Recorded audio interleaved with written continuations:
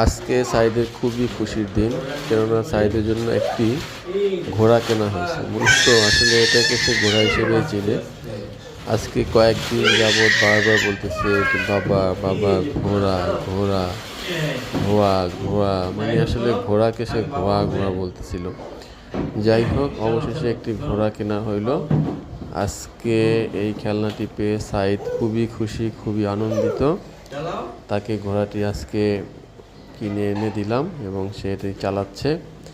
আসলে বাচ্চাদের শখগুলো যথাসময়ে পূরণ না করতে পারলে এটা একটা আক্ষেপ থেকে যায় এবং তারা মানসিকভাবে অনেক কষ্ট পায়।